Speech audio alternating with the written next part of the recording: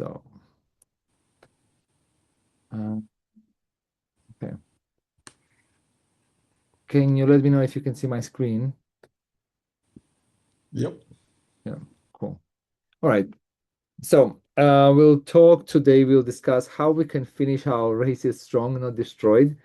Um, the structure will be we'll talk about oh, 1 second. This is um this needs to okay. So the structure will be how we'll structure our training, how to train efficiently, and how to build durability. Durability is one of the most important things I talk about a lot, and I think a lot of us miss it. But before we get to durability, we'll talk about structure and how to create a training that works for you for your races. Most of you are training for 100 Ks, 100K and 50K, so that will help you understand better how to organize your training. The first goal is to have a clear objective. So, what is your race goal? Finishing strong is a bit vague. Unless you're going for performance like top 10, top 20, I think it's good to have an idea of time. Even when we say, and when I say, like, let's finish strong, it's like, okay, do you want to finish strong middle of the pack? Having not obsessed over time like road runners, but at least some sort of idea, okay, I want to finish this race in X amount of time. It it will help you structure your training better. The way you structure your training, you do 6 weeks, 6 weeks. So 6 weeks, one training block, because you want adaptation to happen. Because what happens is a lot of times if there is no adaptation, then just fatigue builds in, and there is no you don't get any fitter. It's not about training for longer or training more and more miles. It's about training smart and being effective. I'll share with you 2 weeks as an example of two schedules. So 1 week is you do zone two run, zone two run, zone two run, then you do hill repeats, and then you do a long run. The second week, you do intervals, VO2 max, you do a long run, and then you do another long run, and then you do a tempo run. So two options. Which option do you think is the best to train for 100K? Can you just write it in the comments? Oops. Can you just write it in the comments? Um, okay. Um, A, B. Okay. A. Out of curiosity, why did you, Lee, why did you decide A? You can actually unmute yourself. So. I mean, I think they would both work. Mhm. Uh, uh, uh, it depends on yeah, literally what's the Steph and it's just the go play work as for a bit run as well. I think I can't hear you. I don't know if it's just me. Stick and do run. It breaks down. In the got in front now. I don't know Sorry. if it was just me, Lee, but it was breaking down, so I didn't quite get why. Was it Okay. just me, or did you guys Uh, hear properly? uh, We cannot hear. Yes, Stefan is saying we can't hear you, Lee. He sounds like a robot. Yeah, it's all right. Lee, you can write it in the comments and someone else can answer. So let's see who answered. Stefan, can you say why you chose B? I think I chose B. Just from a quick glance at it, I thought B had a bit more diversity in the week, so there was a bit more variety. So that's why I thought B would be a better option. Hmm. Okay. Um, someone said, I don't remember now who, someone said it depends on the goal. And that's actually, there's no right or wrong. Option A is usually an Instagram, a social media kind of program that people recommend. Option B is more structured. Um, but there's no right or wrong. It depends what the goal is, first of all, and second of all, what is the body composition of the runner, what's the history of the runner, and how they were training before. The logical plan is I signed up for an ultra, let's build endurance. So we increase mileage every week. And people say, let's do 10% increase, which actually 10% increase is a made up number. So if you research to see where did the 10% increase comes from, it's just a made up number. Some people they need 5% increase, some people need 10% increase. It depends on your body. And I always say in fitness and running, there's always nuances. So you can't just say, okay, I'm going to increase 10% every week because the body doesn't care about what my motivation is and about what your motivation is. The body and the muscles, they're like, they have to adapt. So the solution is not just, let's do long runs only or VO2 max runs only. What happens after 6 to 8 weeks is usually long runs, they feel harder. You're always tired, and small injuries appear, like small niggles appear, and progress stalls if we don't have a periodization plan in place, which we'll discuss in a bit. But the most important thing that we want to focus on is stress and recovery. So we want to adapt, and this is one of the most important things in creating a training plan and following a training plan is adaptation and fatigue accumulation. So you stress the body enough, but then you let it recover. So depends where you are in your cycle. You have to stress it enough, but the recovery part is where we actually build fitness. And it's not, the solution is never more miles, it's never more kilometers. You just need better training, better timing, and better recovery. That's all. Um, there are two things to consider. We won't go too much into science, but when you think of your training and when you run, think of your central fatigue and your peripheral fatigue. Now, peripheral fatigue, muscles are the problem. Central fatigue means the brain is the problem. And most people focus on the muscles. What does it mean when we when we think about peripheral fatigue? So muscles run low on glycogen, so no more energy, they're burning. Waste builds in the muscles, and muscle fibers get damaged. So it's when you do a long run, 30K, let's say, or 40K or 25K, your legs feel stiff, they feel tired. It means there's a peripheral fatigue. You mentally might say, okay, I want to go. Your brain says, okay, go, but your body can't handle it because it's just fatigue. Now, essential fatigue, the brain is the problem. So this is the most that people ignore, the most important part, because they say, okay, I need to get more fitness. I need to get fitter. I need to get more fitness, which is not the right way to move forward, because we have to think of, we get fatigued from, you might have stress at work, you might have stress at personal life. So it's basically the brain is sending a constant signals to your muscles. It's slow. It goes into, can I say it goes into a slow motion. It's like the brain won't recruit the muscle fibers to say, okay, let's go, let's do this. Think of it as hill repeats. So if we do hill repeats, you go up, let's say RP 9 out of 10, you reach the top, and you feel your body feels great, but you don't have any power. That's because the central fatigue is the central nervous system is fatigued. And the solution is not always I'm out of fitness. Because most of the time, I think sometimes we think, oh shit, I need to get fitter, I need to do this, I need to do more. But it's just you're not using enough your horsepower, if you take a car as an example, to train. So this I need to do it manually, one by one. I need to change it. Okay, so when you're fresh, you have a high recruitment, so you have explosive runs. You're very powerful. But when you're fatigued, when your central nervous system is fatigued, you're slow. So it's low recruitment. So when you design your training program and when you're actually executing the training program, your training program, you have to think, okay, maybe I'm emotionally overloaded. Maybe I have too much stress at work, and then you have to take a step back and take a rest day. Take maybe 4 or 5 days rest, or just do just easy runs. And how this translates into race day, it's you feel strong in the beginning, so you start fast, as most of us know. Most runners start faster than they should. They see other runners next to them climb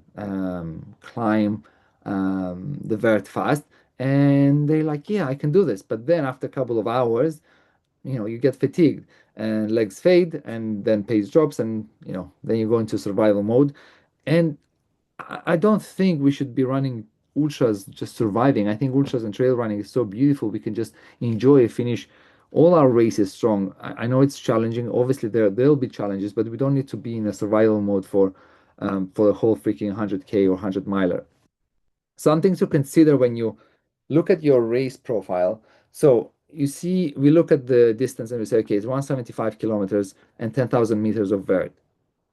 What I highly recommend is looking how long it's going to take you to climb the mountain. So for example, here at the UTMB, you have so many climbs. What I would do is I would divide each climb into sections. So for example, the first climb is 1,663 meters of vert over 23 kilometers. So you just go on the GPX, on the route, and see where it starts and where it ends. And then you just calculate the distance.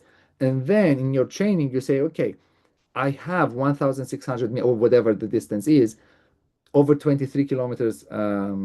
Over 23 kilometers. How long is it going to take me to do that? And how do I add this to my training? Okay. The reason why a lot of times we just collapse halfway is because we put too much intensity early. So we start the race fast, and what this means is glycogen is we are using too much glycogen, and then the body doesn't have any energy. Then GI issues start, so you can't eat because all the blood goes to the legs. So that's why I always recommend start slower than you plan.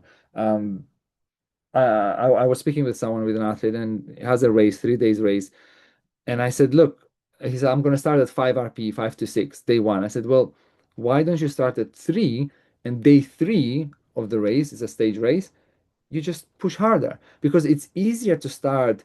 It will be easier to start slow, but then on day when you increase your mile, day 2, day 3, or if it's a 100 miler or 100K, it's actually easier to say, you know what, I'm going to start slow on the first 50K, but the second 50K, I'm going to push through.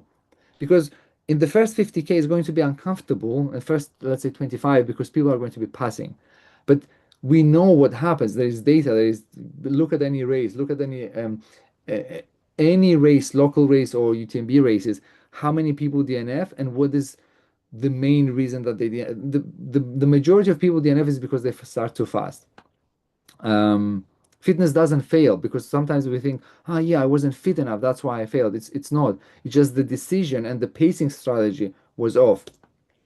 As an example, in Transgran Canaria, I finished completely destroyed in 2024, and the only reason I actually finished is because I had good durability.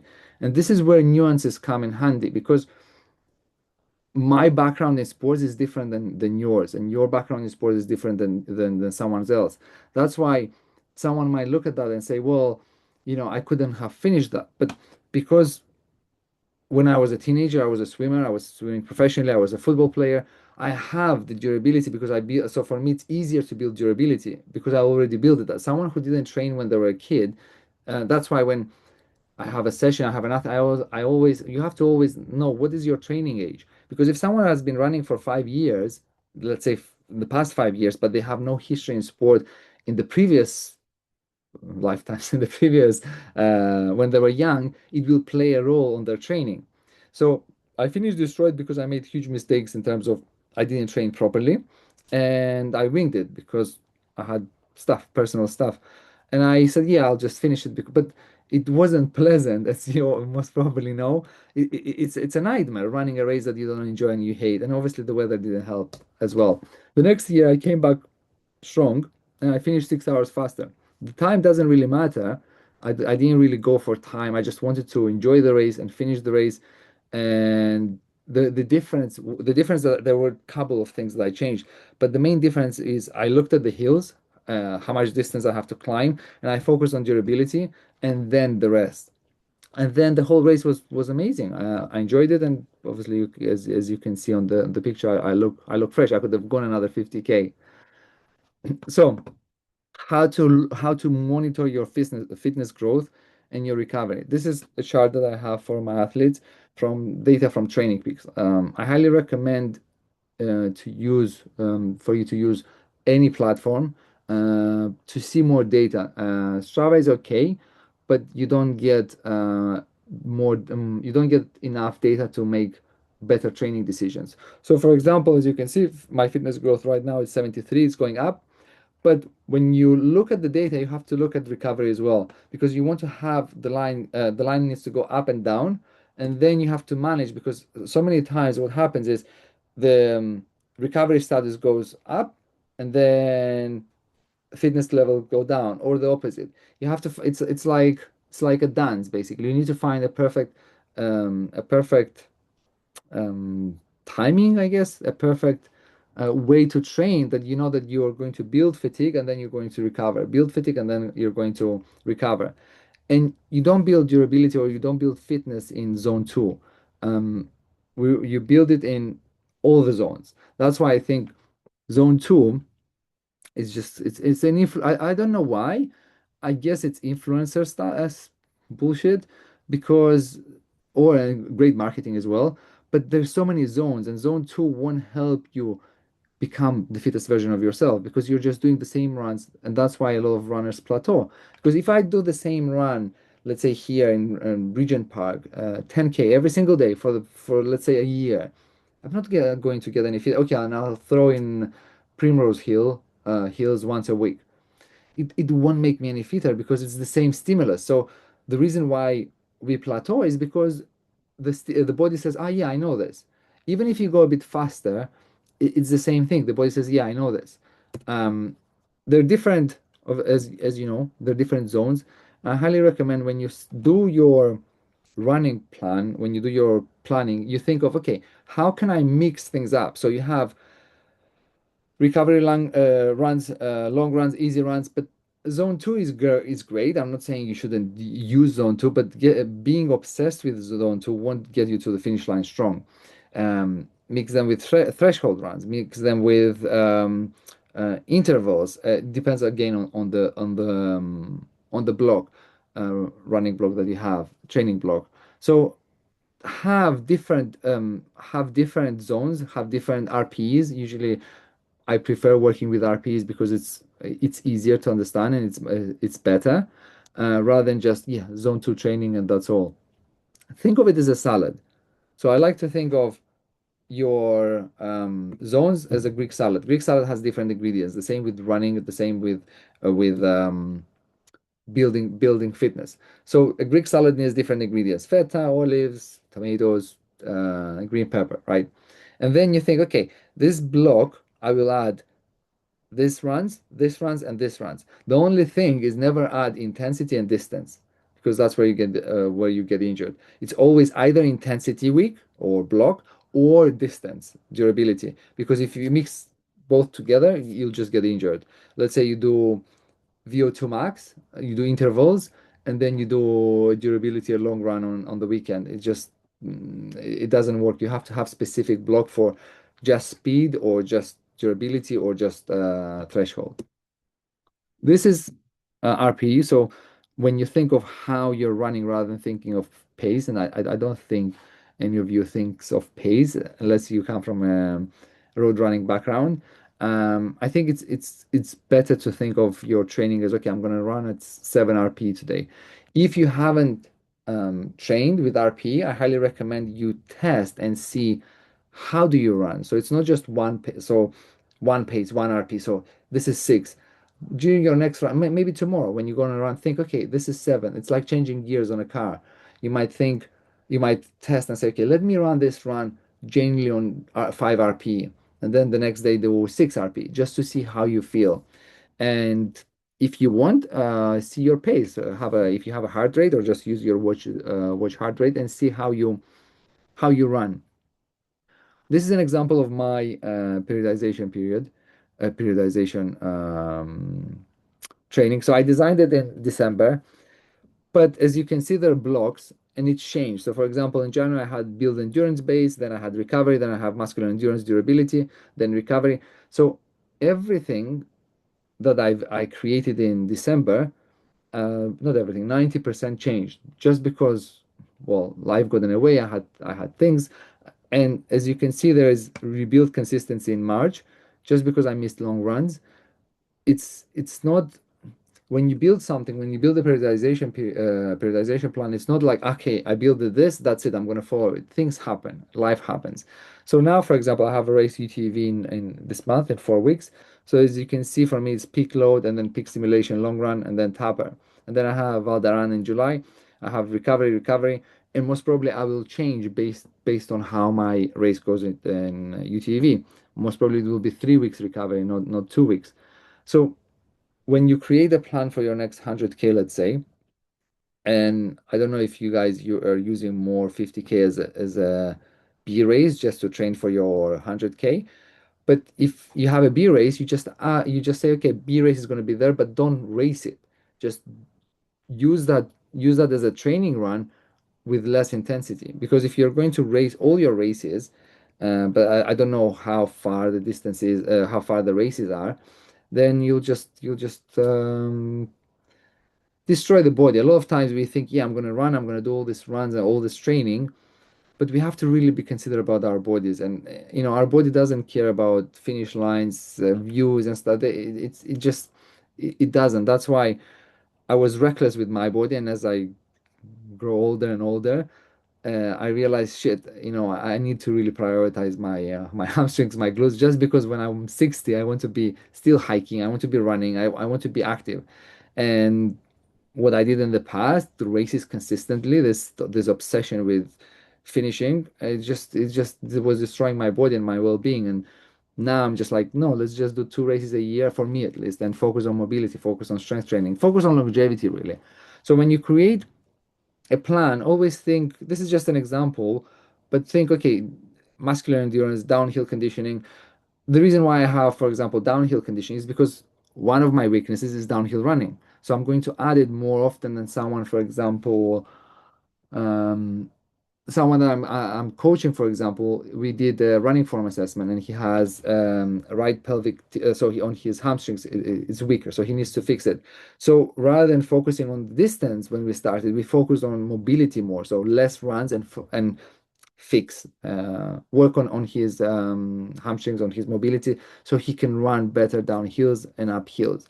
So what is your weakness? So you have write down in your ultra, what do you think your weakness is? So for example, is it downhill, is it uphill, is it, do you collapse? Actually, we can talk, and you can share what are your weaknesses are, and then based on that you can say, okay, let me train that. So for example, if your weakness is stamina, maybe you have 3 weeks of working on your stamina. If your weakness is, I don't know, downhill, you have to decide what you want to focus more and how you want to finish the race.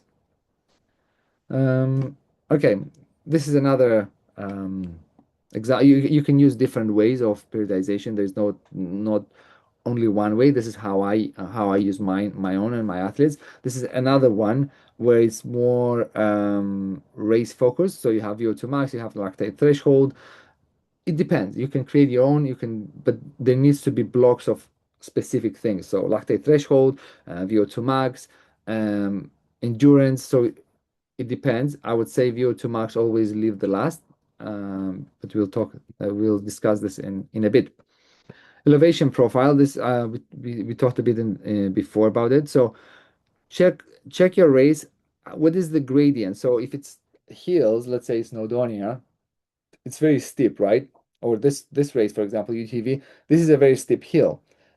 So calculate how many hours it's going to take you, and then do the same for downhills. A lot of times, what we don't focus on is downhills, but on downhills, this is where we destroy our quads, because we're going, some runners, they think it's free speed, but if you don't go downhills controlled, then you don't know how much time you're going to to run down hills, you're going to destroy your quads, and then when you go on the next hill, you're going to feel fatigued, you're going to feel tired.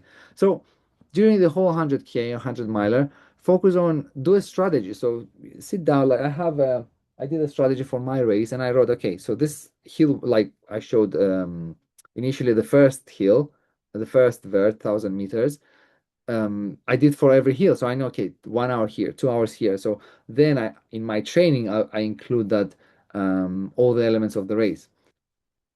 And this is how you do downhills as well. You go to a race, you see how many kilometers you're going to go downhill as well, and then strength training, especially for downhills. If you want to really enjoy not flying, but just going down hills without worrying about getting an injury, strength training, eccentric exercises, it's a non-negotiable. Um, Okay, I used AI to see what's the distance between each checkpoint. You can use it as well. It's not very accurate because I did it manually, and then I was like, well, it's kind of off, but you can get an idea. So what the distance between each checkpoint.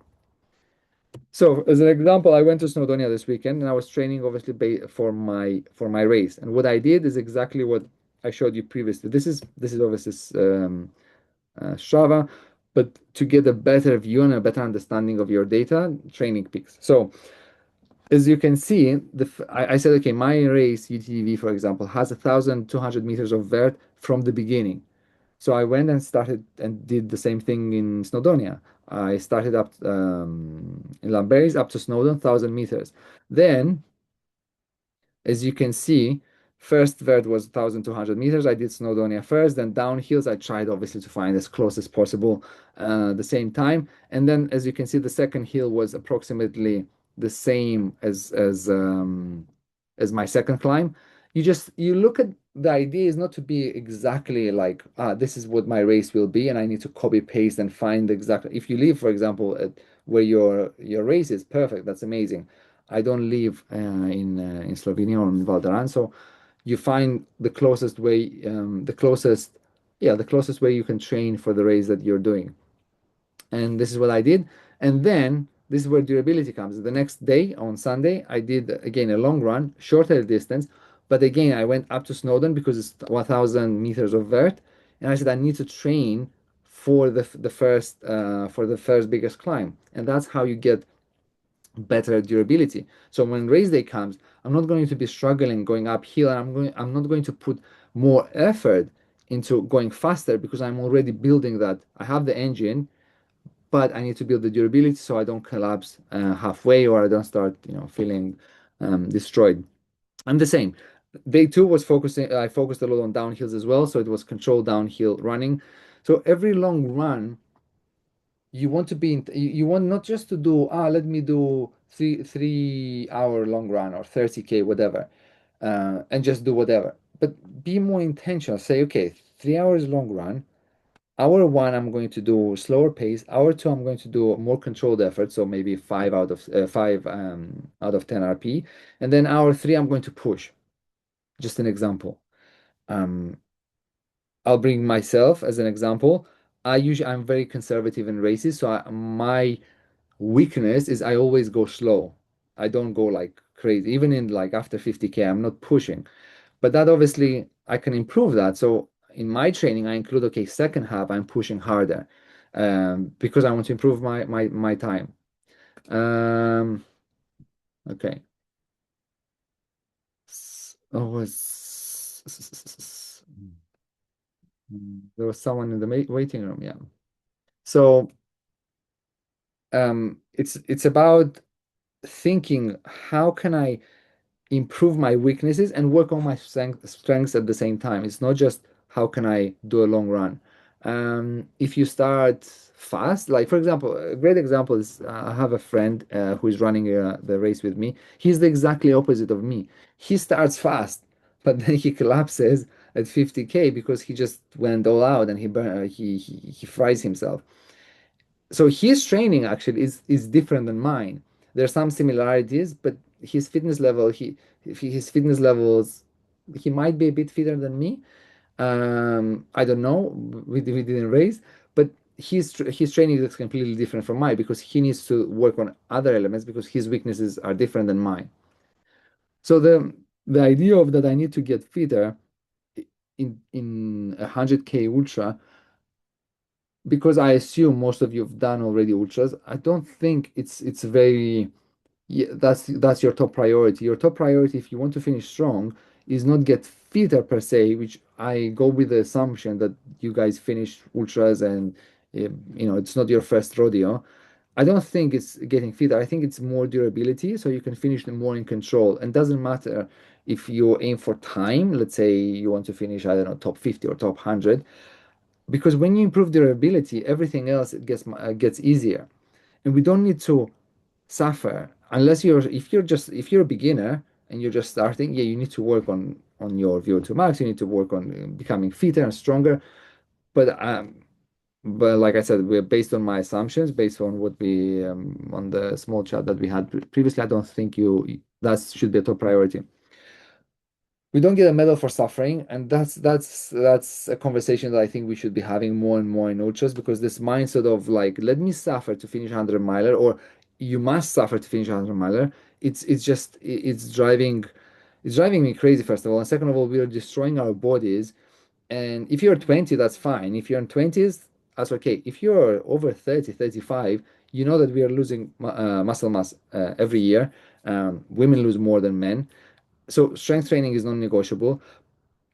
But the most important thing, we don't need to suffer. If you feel that your body can handle a race, or you feel mid-race that, you know what, you better DNF, rest and recover, and train better for the next race, rather than just going through the race suffering, which I did many times. And that's not right. I think sometimes it's because I was younger, kind of got away with it. But as I'm getting older, I know, like, you know what, I better not start a race if I didn't train properly. So to finish strong, we need to train smart. That's it. Train smart and effective. It's not about more miles. Somebody asked me a couple of days ago. She said, "I'm doing 100K, but I would like one day to do a 100 miler, but I don't have the time to train for a 100 miler because it must require so many more hours." And the difference between 100K and 100 miler is not a lot in terms of time for to train. You will reach peak weeks, obviously, it will be slightly more, but it's not a huge difference between training for 100K and 100 miler in terms of time on fit. You can be smart and effective. So, for example, when I design strength training sessions, rather than having, let's say, a superset and then you rest for 2, 3 minutes, um, you do a third exercise, tibialis raises, for example. You do a third exercise if you're doing upper body, let's say you do something else with your lower body, or you do a plank, or you can be effective with your training. You can do mobility stuff at home. Mobility stuff will unlock, and strength training will unlock so much potential, so much fitness in you, that you'll be surprised, you'll be shocked. Like on this weekend on it's Snowdon in Wales, I'm like, oh shit, I don't feel that tired as I used to when I went up to Snowdon. It's like, yeah, I could have gone harder, and that's because I prioritized mobility, which I didn't before in the past 6 months, and I just really focused. Okay, I need to, because I have tight hamstrings, hips, as we all do most probably. But I prioritized that and said, you know what, I might sometimes I don't do a run just to do mobility and strength training. Durability. Okay. So to finish strong, the secret is durability. That's it. Durability it's very simple, and I think sometimes people might find it a bit complicated, but in simple languages is how your body can handle the load that you want it to handle before it breaks down. It's not fitness and it's not speed. A lot of times, sometimes maybe people think that it's speed, it's VO2. It's not. It's just how. So if my bones can handle the load that I wanted to do for 100K, it will give up. Um, Another question is, to ask is, can your body do the race before we worry about how fast you go? So if your durability is weak, niggles appear, shin splints and all the small injuries that we have. When you go downhill, you feel like, oh, I can't go in, I can't go. I feel pain, and when you do long runs, they kind of feel like, yeah, you're depleted, and you never really reach your fitness potential. And I think there's so much more potential that we all have if we train properly. And I wish I knew this stuff before I became a coach and a PT. VO2 max and the engine. So the way I think about VO2 max it is important, but it's not the most important thing. So having a big engine, having good VO2 max doesn't guarantee that you'll finish strong. Um, I have an athlete that I'm coaching. He's really good. He's very fast. Sub 3 marathon runner, road runner, trail runner. But his durability is a weakness. So he collapses well, he doesn't collapse, but he feels like destroyed. He doesn't tell that he's destroyed, but I can see that his body that can't handle the load. That's because he focuses so much on speed, and because his background is road running, marathons, running under sub 3 marathons, he just focuses on that. He doesn't focus on durability, and that's why he pays the price in his races. The good news for him is because he's young, he's in his early 30s, it doesn't bother him. But as he'll get older, if he continues in the same way, he will start finishing destroyed even more. Um, so it's the ceiling. Basically, VO2 max is the ceiling. And if you want to increase your speed and your better performance, you have to increase your ceiling, but it's not the most important thing. Then we have to train our lactate threshold. The highest effort you can run without breaking down. That's lactate threshold. Sustained effort. So, for example, maybe you go, I don't know, 6, 7 RP. Well, no, 8. I would say 8 RP without breaking down. And that's good to include in your training runs to build durability. So you do, let's say, an hour. 50 minutes is lactate threshold runs, or you do 2 times 15, no, 2 times 20 or 3, it depends. There's so many ways you can do that, but lactate threshold will help you run longer without collapsing. And it matters actually more than VO2 max. Controlled intensity. So, controlled intensity, how you build it is you say you'll do a long run, but you control your intensity. You don't go too fast, you don't go too slow. You say I'm going to go at 4 RPE. And here's an example. So you do 3 long runs, Friday, Saturday, and Sunday. So Friday is a 2 hour long run with 30 minutes, 5 RPE. You change. This is just an example, obviously. You change based where you are and how you train. Then Saturday you do 3 hour long run with 40 minutes RPE. Sorry, with 40 minutes at 6 RPE. What I would add always is practice nutrition. A lot of times we ignore nutrition because it's a short, in the race I'll be fine. But the challenge with having that mindset is in the race you'll have to start eating in the first 30 minutes, and then if your body is not used to eating so much food, it will give up. And that's why a lot of DNFs, I don't know the data, I don't remember the data now, happen because of the GI issues, because the body is not used to consuming so many calories, to consuming so many carbs. So what I suggest doing in the long run is just having a strategy. Okay, let me just overeat. Like genuinely, like, okay, if you eat, I don't know, 1 bar per hour, just eat 1.5, 2, and be rigid about it. Even like this weekend, I didn't feel like freaking eating on. It was so windy up on Snowdon. I didn't feel like eating. Yeah, I didn't because when we reached, it was super windy. But as soon as we left, I started eating because you have to practice nutrition even in shorter runs, because then your body will be like, oh yeah, okay, I'm used to that. And then Sunday, downhill repeat. So rather than doing another long run 3 hours, you do maybe an hour, but you just focus on downhill. Maybe you focus on downhill form or technique. Um, okay, then you connect them all. So you have 3 things: intensity, VO2 max, durability, and then threshold. Do you think this is the correct way in terms of priorities? Let me know in the comments, in the chat, not comments. What do you think is the correct, what should be the correct priority in terms of training for your ultra? Intensity, durability, threshold, or is it threshold, durability, and then intensity?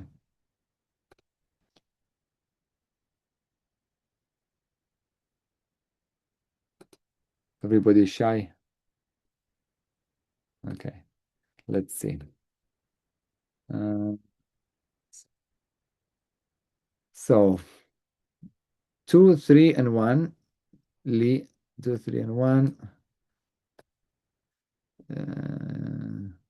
Lee is the bravest one. 2, 3, and 1. Who else would agree or disagree? I don't know. Well, okay. Durability. So I don't like the word survival, but I just put survival. Threshold and threshold for performance and VO2 for support. Think of durability is the chassis of the car, VO2 is the engine, and the threshold is fa how fast you can drive without crashing. Durability top number one priority for finishing strong. Actually, yeah, I should have changed the word finishing strong, not survival. Threshold performance and VO2 the last. I would say if you're late in terms of training and you have a race, you're 100K, let's say, soon, I'll just focus on durability and threshold, and that's it. Um, so what happens if we skip? Skip durability, everything else becomes irrelevant because you'll be just surviving to get to the finish line, and most probably you won't get to the finish line. Skip threshold, you won't be able to sustain the effort. So you'll be running at whatever pace you'll be running, and yeah, you'll just be going slower and slower. Skip VO2, lose up top end, but still finish strong. That's why I think it's best to leave it last because you still will finish because fortunately, ultras, most races they have very generous cutoff times. Um, Overtraining. So that's why I always suggest use a software like Training Peaks, or if you have a coach a full-time coach that will monitor your fitness and your fatigue. Because a lot of times what happens, people overtrain. Even sometimes me with some athletes, it's a struggle because we all want to do more, and I wanted to do more, and I used to, my coach David used to say, Alex, you have to do less, and it's like, no, but I need to do more, and then it's always more, running, strength training, but we have to be very careful with overtraining. We think that it's like more miles will solve the problem, but it won't. And use a software. Highly recommend. Running form. Running form is something that I don't know why we don't talk a lot about, but running form, literally, if you do a block, let's say you have in the next 6 months, and you find two things that you can fix in your running, it will improve your running economy so much. You'll be running so much more free. Like you won't be, your hips will be thanking you without speaking to you. Your glutes will be thanking you. Your, I don't know, your head position. There's an app called Oki. One second, I forgot. It's Oki. So OCHY. You can download it, record how you run, and it will give you a full analysis of your running form. And most probably you'll have a couple of things to work on, and choose one. Don't do 10. Just choose one and work on that for 3 months, and you'll see a huge bet. You'll be like running more free. Because why I'm saying running form is important, and some people might think it's important only for marathon runners or half marathon road runners because they run fast and it's road, but in trail running, you collapse. So if your muscles can't hold up, you're going to be, if you're working in an office, for example, your anterior muscles, there's the front muscles, they are stronger. Your posterior chain, so the back muscles, they're weaker. And guess what we need in running? We need the back muscles because we're running. So you're going to be running, and you will be compensating. Your muscles will be using the stronger muscles. Nutrition. A quick one because this is a huge topic. I just think it's important to include different types of food. Don't just use gels. Use I wrote it in my book. Well, yeah, book, but in guide. Three types of food: type 1, type 2, and type 3. They have to be all different. And every hour, every 30 minutes that you eat your food, change it. So have nuts. Don't have, because you'll get fatigued. And the last, which is top priority, and I think it should be non-negotiable, is functional strength training. Rather than doing strength training for bodybuilders, we need to do functional strength training. Bodybuilder strength training is squats, deadlifts, one dimension. You're moving up and down, which are great. Um, and again, there are nuances. Depends. Have you done strength training before? Because if you haven't done, you need to learn the proper movement before moving to functional strength training. I will go with the assumption that you have done strength training and you have an okay form. Uh, if you have an okay form, functional, forget running. Day to day, you lift excuse me, you lift shopping bags, you go right and left. Functional strength training, what it means basically, you do movements that are not just in straight motion. You do right, left, um, single leg. You can do a single leg test with closed eyes. You see how strong your feet without shoes, how strong your feet are. One of the things that I highly recommend is walk without shoes or with barefoot shoes. Um, and then you'll see, okay, is your leg, for example, if you played sports. So, for example, for me, my right leg is way stronger. I can stand for minutes on my right because it's way stronger because I used to play football when I was a kid.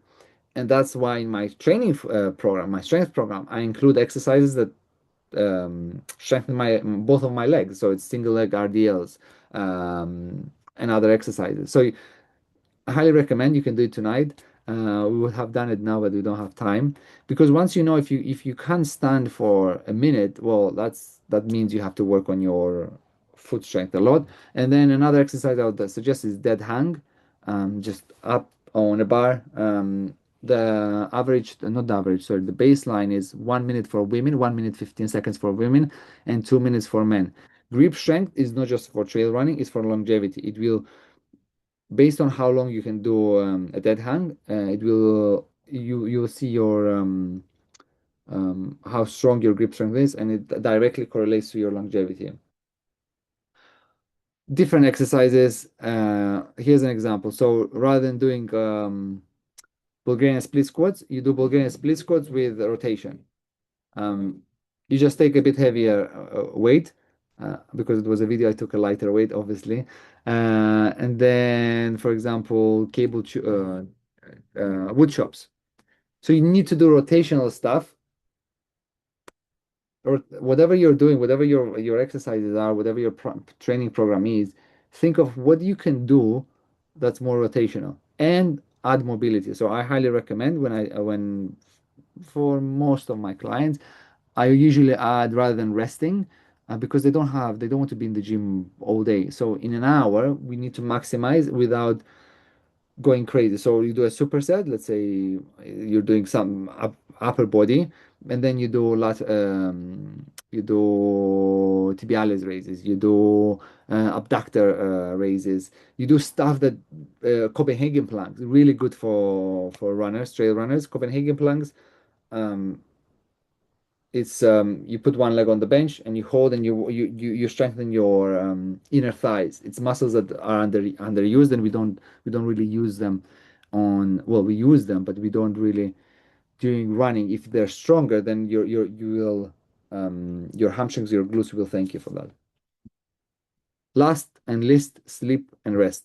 It's underrated. We need to talk more about recovery and sleeping. You don't need a lot of gear to sleep and you don't need a lot of gear to rest. And I think it's top priority. And sometimes yesterday to Ken, someone I'm coaching in the States, I just said, man, you need to sleep for 2 days. It's just you can't because you're putting more fatigue and your training quality goes down.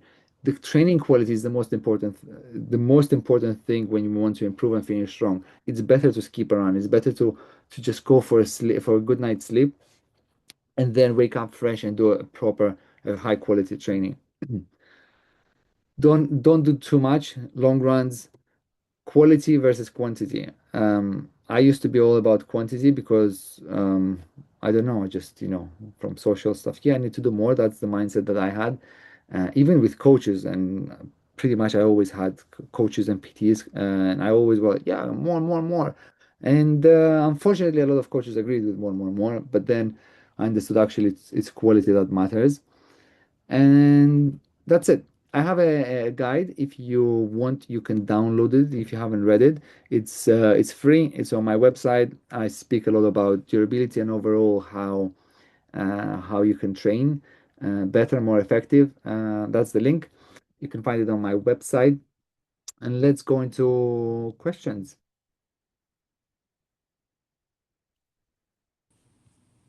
Who wants to go first? You can unmute yourself and yeah. I have a question. I work sometimes in night shifts, not like the blocks normally, but just loose ones, like once a week, one night shift. Is that Is it okay to train before the night shift, do your night shift, and then take your rest, or do you say um, do your shift, 1 day rest, and pick up the training again? You work night shift. It depends if when do you feel most fresh? Yeah, definitely before the night shift. Yeah, do it before night shift, and especially if you have a race that's you're doing a race that's you're going to run in the night. It's harder to run in the night, obviously. So do it before the shift, so you can give it your all. Good, Eddie. Good plan. Nice. Hi, I would have a question, and thank you for everything you told us. It was really interesting and helped. Um, I have some issues with like my ischiatic nerve. I'm not sure if it's a deep gluteal compression problem, most likely, and it's not really strong right now, but it's flaring up and it's flaring up on the downhills. So also that my knee tends to get locked a little bit sometimes. And I'm working on mobility quite a bit now, and it really does help.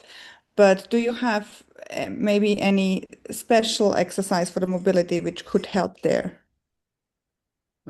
Special, yeah, there's plenty. Uh, there's not one specific thing that this what will work or what will the magic pill. Single leg. When we think of injuries and when we think of our body, it's if it's lower back, if it's glutes, if it's hamstring, it's not one particular thing. It's something that is linked. So most probably you're putting a lot of load because something in your body is weak. Exercises, single leg raises. I forget the name, but basically you stand on one leg and you have a step, so you go up and down. Mhm, yeah, Um, and yeah, so start without body weight and then add kettlebell, 5 kg, 6 kg, and move slowly up. Send me an email. It's easier for me to think. And then I'll write because I have so many. There are over 500 exercises, but that's definitely single leg. I'll do Spanish quads. Do you know Spanish quads? yeah, I mean, I can look it up. Yeah. Yeah, Spanish squats. Then yeah, I'll write. Send me an email and I'll write a couple of exercises because you need to figure out first what is causing the problem. Yeah, we haven't figured out that yet. I'm working with uh, PT, but we haven't figured it out yet. So this is my How issue. long? Was the? How long are you feeling the pain? Well, actually started last year at the race, where I overdid it and I did some training mistakes before that, and then it got away, but it came back. So it's on and off thing. Yeah. But yeah, I will write you an email. So if it's last year, it's been a long time. If it's a year already and it hasn't been recovered, um, first thing I would say you need to revise your strength training plan and your mobility plan, and maybe stop running for a bit just to fix it once and for all because a year is a long time for not fixing, yeah, not recovering because it will continue. And as you know, as we grow older, it's going to get worse and worse. So it's better to fix it now and sometimes say no to running for a week or I don't know. Yeah. But send me an email. I'll send you, Michaela, some exercises. Thank you. You're welcome. Um, okay, so Lee asked, "Don't my work?" Okay, my main issue is incorporating strength work. What do you mean? Finding the time or finding the program, Lee?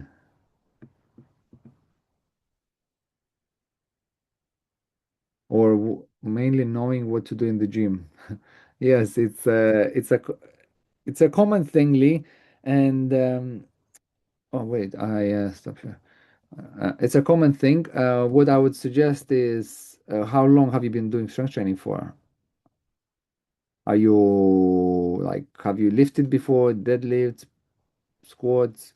Where are you right now?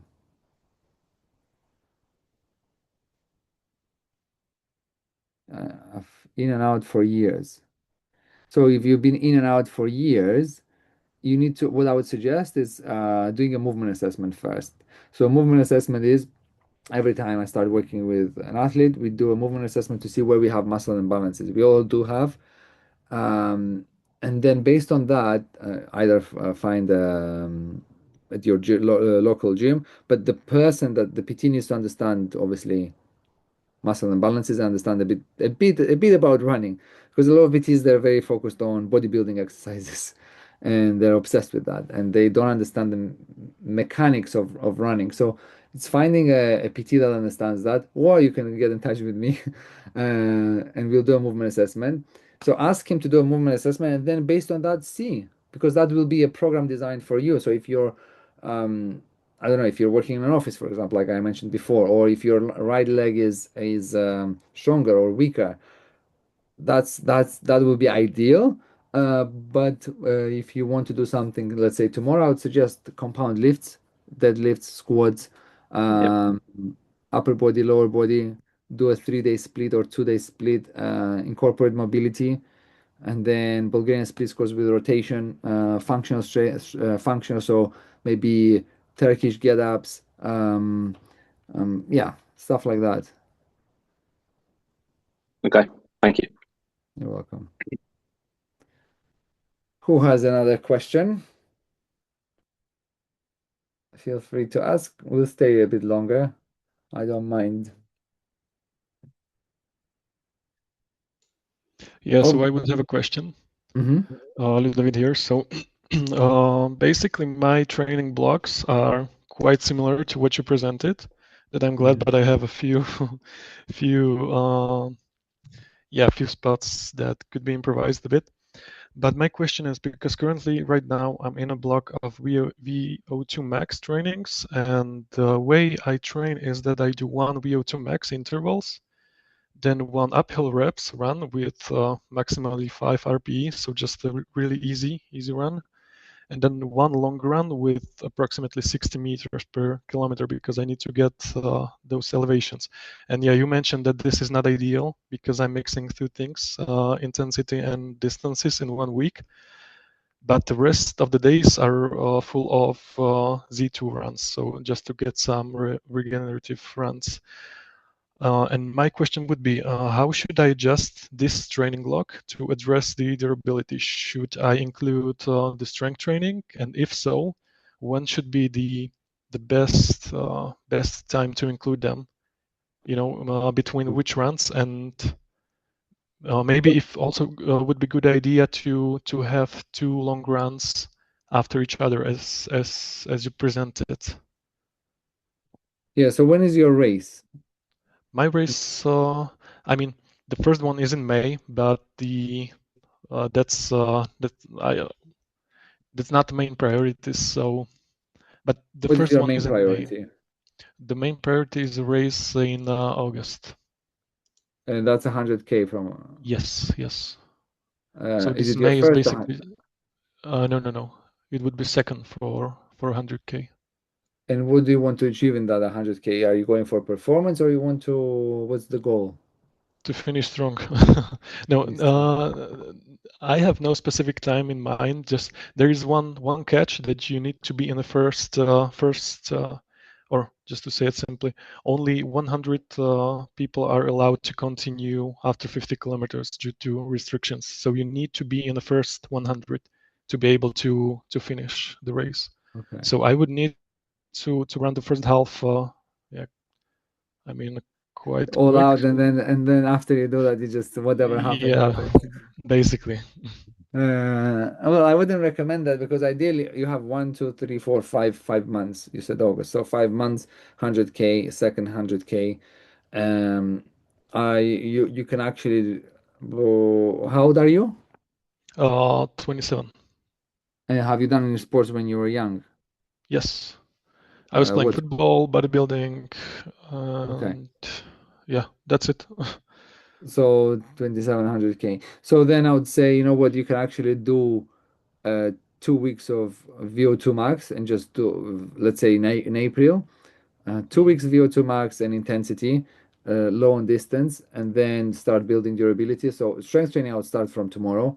I think you you realize I'm a huge fan of strength training, but it's not because it's just random. It's just because it helps. So I would say prioritize durability, back-to-back long runs, and strength training will help you because the reason why strength training will help you, you'll increase your range of motion, which means your steps will be bigger, your cadence will be better, and you'll be running like um, let's say at whatever X pace or whatever RP, you'll be running faster without making an effort. Like I said on the Snowdonia this weekend, I was like, oh freaking hell! Before I kind of not struggle, but the feeling of like I could have gone another 1,000 without Yeah. struggling really. So I would suggest strength training and focus yeah, functional strength, but focus on full range of motion. Actually, that's something I didn't mention before. So whatever you do in strength training, a lot of times people do half exercises, so they think it's about the weight, which is a whole different cover. So they do, let's say, I don't know, 1, 2, 3. This is not strength training. This is just ego lifting. You have to go slow and controlled all the way down. So if you're doing this, let's say, I don't know, incline the bench press, you're going 1, 2, 3, 4, 5, all the way down and then up. So it's quality versus quantity. So rather than focusing on let me do I don't know, 50 exercises in 1 hour, just controlled full range of motion and progressive overload. And progressive overload doesn't mean more weight only, it can be more reps or more time under tension. So I would suggest strength training 2 weeks in April. Yeah, I'd say 2 weeks in April, do VO2 max work, intensity basically, and then just focus on durability and threshold runs because threshold runs will help you increase speed as well. Yeah, and maybe if I would do those strength trainings, when is the best time to include them into the training log? Should it be before the intensity runs or after? Or because if I have, let's say, 3 runs that are not so easy during the week, then when is the best time to incorporate the strength training so I get enough rest and I'm not triggering any potential injury? How many times per week do you run? 6? Yes, I would say 6. So I would suggest doing strength training in the days that it's more you have easier runs. Ideally, if you can do like in the morning, strength training and in the afternoon the run.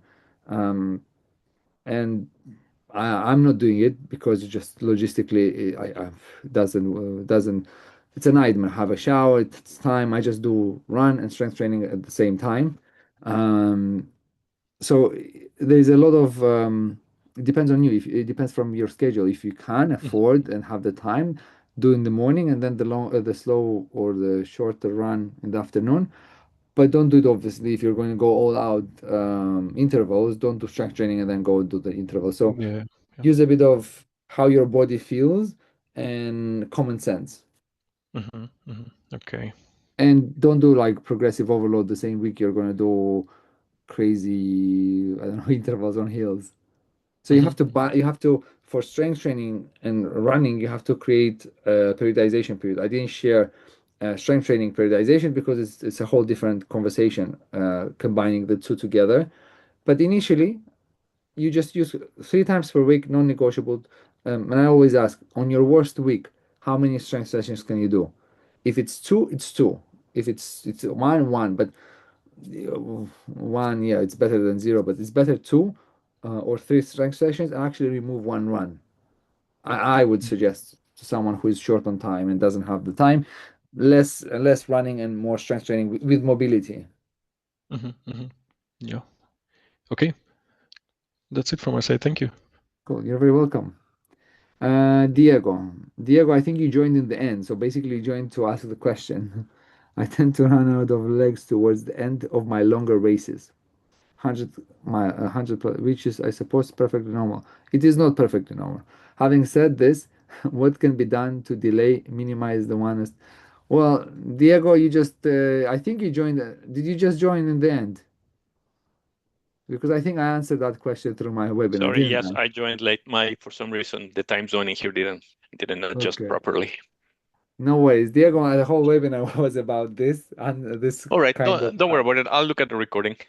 Yeah, I'll upload it on YouTube. To answer quickly, um, first, it's not normal to run out of legs and finish destroyed, and you'll see why. But the main reason is it's if you train for durability, you will not finish destroyed. If you train effectively, you will not finish destroyed. To delay and minimize the situation, you have to do more threshold runs and train for durability and strength training. And that's a quick answer in a more complex question. All right, thank you. You're very welcome. Cool. Do we have any more questions, or shall we wrap it up?